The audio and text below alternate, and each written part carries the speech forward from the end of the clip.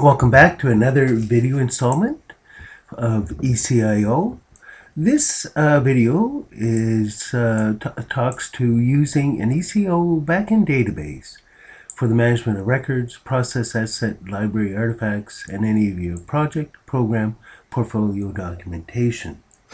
The value proposition is that most projects and organizations need a process asset library for tracking and recording of artifacts.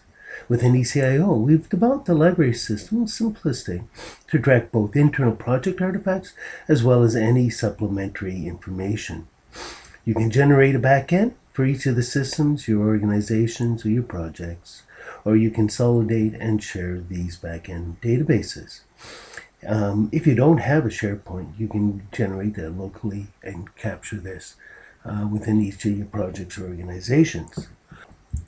And you know how to relink. I think most of those things have been explained a little bit more in most of the other applications. Okay, so what we'll do is we'll go through a basic profile. This is one you can search, and we'll show you some of the artifacts that we have in this particular database, backend database. So this was a book that we have within it to explain a little bit about what information is being captured here. We obviously have the artifact name, the corporation. You can put in the authors, publishers, etc. on that side of it. I think some of the items of note here, document numbers, versions. There's some categories, ISBN, we'll show you that one. Stale date helps out on records management. It helps on Sarbanes-Oxley to make sure that your processes, your standards, procedures, guidelines, work instructions, etc. are being reviewed on a regular basis. If there happens to be work in progress or a policy that comes out, version, what the in-service last in-service date was.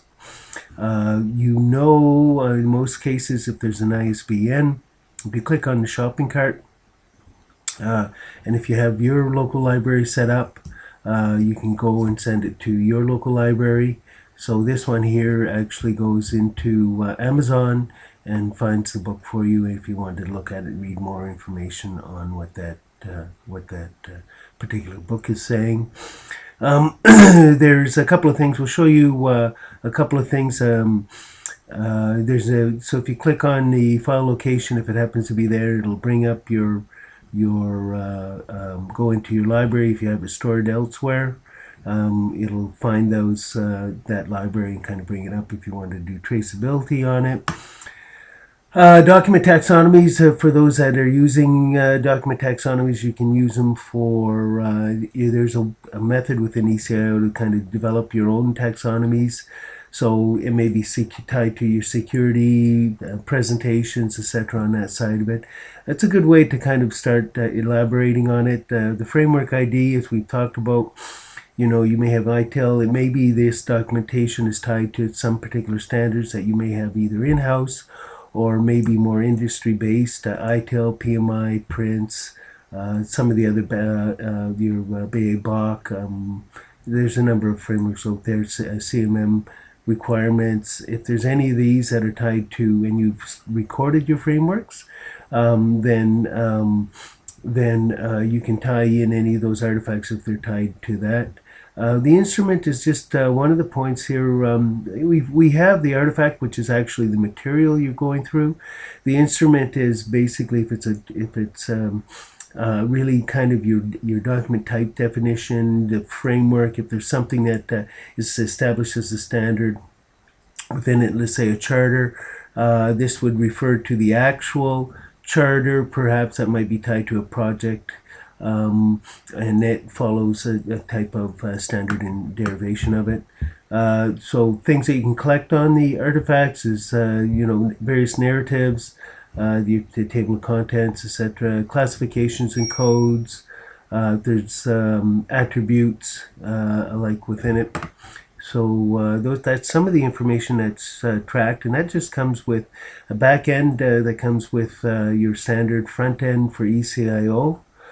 As we know, there is, if you have tree views within it, so if you have your artifacts and there's linkages between it, just to give you a little example, most of our entities all have tree views in it, so you can interrelate parents and like within it. So in this case, if we have a number of disaster recovery plans, what are incumbent upon each of the disaster recovery plans, so you can kind of drill down, drill up in each of those, and then go and look at it, and you can see the traceability within that.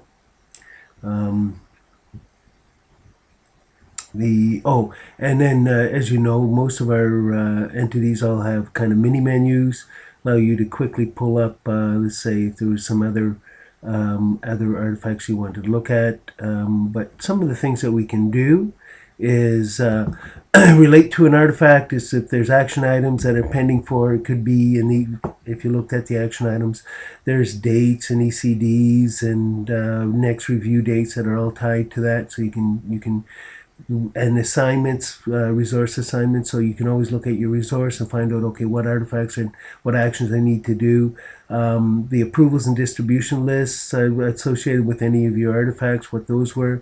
If there's change controls, there could be configuration items that are buried within the artifacts, so you can identify those.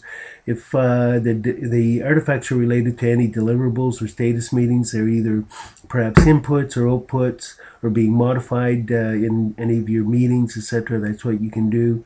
If there's an evaluation, you can track that. If it's tied to any goals, corporate goals or organizational goals or individual goals, you can tie it into that. We mentioned about instruments, so there's a linking in between what artifact may be linked to several types of different documents, etc., and related to it. Knowledge base, we always talked about if it's related to any portfolios, projects.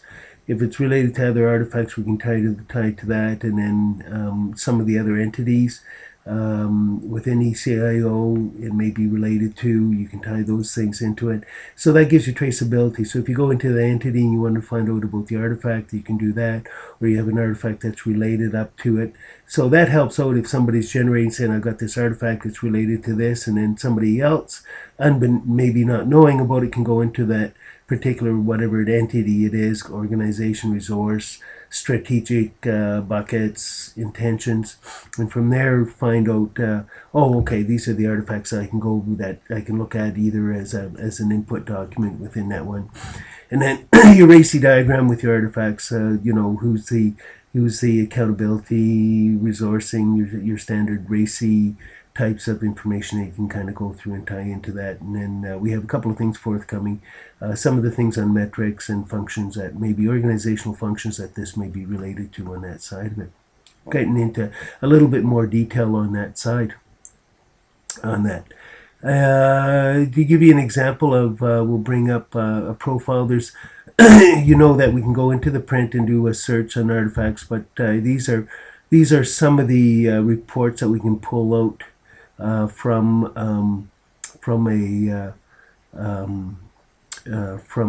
an artifact on it specifically. So we'll just go into the records retention schedule, table of concordance, if there's the CMDB programs or catalogs within a tracking approval workflow. But we'll go into just a little bit of the profile on it, just to give you some example of it.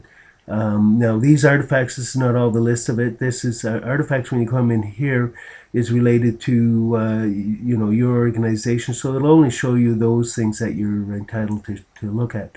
So we'll go into the balance scorecard, the one we were just looking at, and okay, so what this one does is it has approvals. We don't have it all completed into it. Version control on it, if there's related, if any of the functions, action items, or anything else was related, we could pull those up. Those would show up, the version control. The other thing that's quite nice is if it has, it'll code the barcode for the name, and then as well as if there is a physical file location, it'll show you that as well.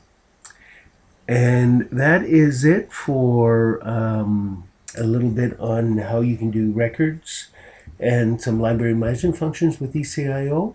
Hope this was of some interest. If there's any questions, please feel free to give us a call or shoot us an email at support@ECIO eciosolutions.com, or visit our website, www.eciosolutions.com, and we'll be pleased to address them. Thank you very much.